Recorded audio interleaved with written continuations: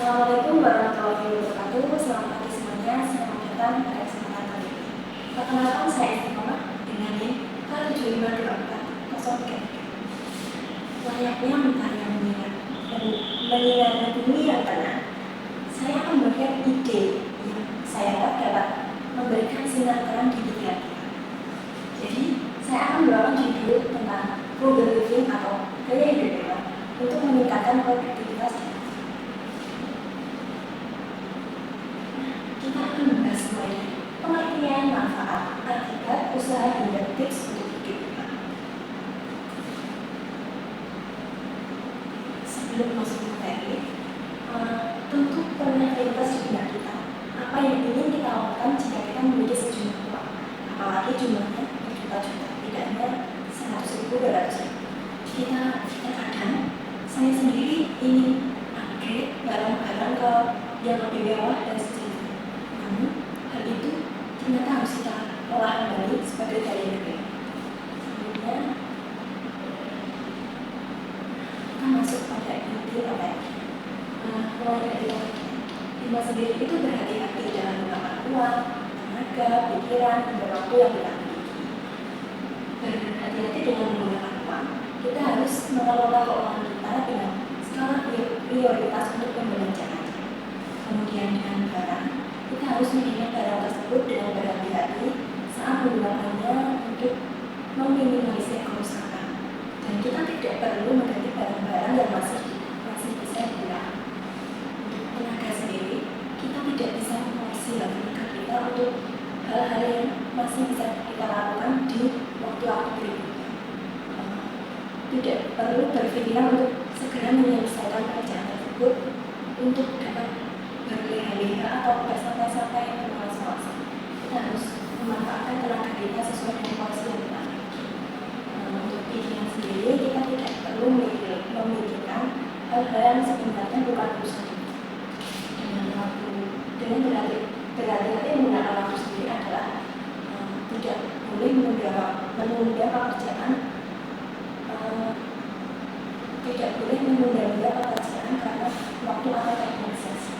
Nah, poin yang saya soroti pada pembahasan kali ini adalah mengenai uang itu sendiri. Gaya hidup ini adalah ketika kita mampu memilah mana kegiatan yang diperlukan agar lebih atau tidak. Kita akan memasuki manfaat. Untuk setiap kegiatan positif akan mendatangkan manfaat bagi kita sendiri. Yakni yang paling pertama, kita akan menghemat pengeluaran. Kita akan menghemat pengeluaran dan tidak perlu setiap hari mengeluarkan uang untuk hal-hal yang tidak perlu, tidak penting atau bahkan belum menjadi kebutuhan kita. Nah, dengan meminimalisir pengeluaran, tentunya akan meningkatkan tabungan yang kita miliki untuk di masa depan.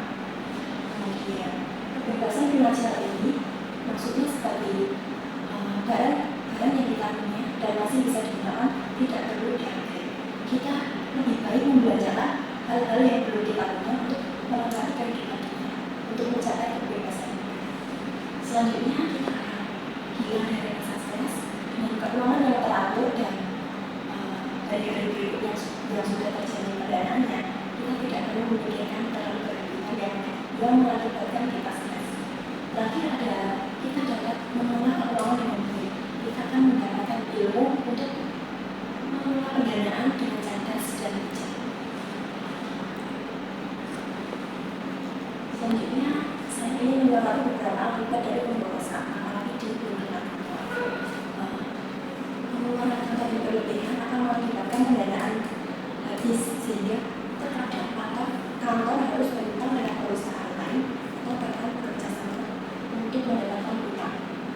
Padahal hutang ini sendiri bisa mengakibatkan kantor tidak berjalan produktif karena pendapatan yang mereka miliki harus digunakan untuk menutup hutang-hutang tersebut. Kemudian, tentunya keuangan mereka akan kacau. Mereka tidak bisa memilah ini pendanaan untuk barang apa dan kegiatan apa. Mereka pasti uangnya itu seperti tidak terpisah-pisah gitu. Kemudian, selanjutnya mereka tidak akan punya tabungan karena untuk memenuhi kebutuhan saja mereka harus berhutang dan istilahnya sangat asli ini. Jadi tidak punya tabungan untuk hal-hal yang urgent. Kemudian ada kebingungan. Kebingungan di sini seperti kebingungan sulit menemukan mana dulu yang akan kita belanjakan atau yang akan kita beri anggaran. Ini dikarenakan keuangan yang pas-pasan dan tidak mengetahui lagi. Kemudian yang tentu akhirnya mereka akan merasa menyesal atau mereka sering berandai-andai. Andai kemarin saya tidak membelanjakan ini dan itu, andai kemarin saya membelanjakan ini terlebih dahulu. Mereka berpikir seharusnya saya menentukan prioritas terlebih dahulu. Selanjutnya ada beberapa usaha untuk gaya hidup hemat. Yang pertama adalah memenuhi kebutuhan secara wajar. Jadi kita tidak usah mengikuti tren atau terbawa arus untuk meningkatkan kualitas hidup kita yang tidak sesuai dengan standar kita atau tidak sesuai dengan standar kantor dengan pendapatan kita. Kemudian kita bisa membeli barang multifungsi seperti, maksudnya di sini seperti printer yang bisa sekalian untuk fotokopi, seperti satu barang yang bisa digunakan untuk dua kegiatan. Kemudian membatasi barang-barang mewah. Kita tidak perlu menggunakan barang yang terlalu mewah, apalagi di rumah tangga itu setiap hari kita gunakan yang sesuai dengan standar sendiri saja. Kemudian kita bisa menerapkan pola hidup sederhana, tidak perlu kita harus mendesain layout kantor dengan kemewahan yang sangat luas. Kita sesuaikan saja dengan kenyamanan kita dan kenyamanan kita. Kemudian ada tips itu sendiri, kita bisa mengelola keuangan yang dinamis. Kita harus mengelola keuangan yang tercatat dan terstruktur dan menyeimbangkan pengeluaran dengan pendapatan kita. Kita tidak harus mengikuti standar yang tinggi, kita harus menyesuaikan dengan pendapatan kita saja supaya kita tidak kebingungan dalam mengelolanya. Kemudian kita harus mengendalikan keinginan. Kita harus mengendalikan keinginan kita untuk hal-hal yang belum kita perlukan, apalagi di lingkungan kantor itu kita tidak gunakan sendirian tapi bersama tim.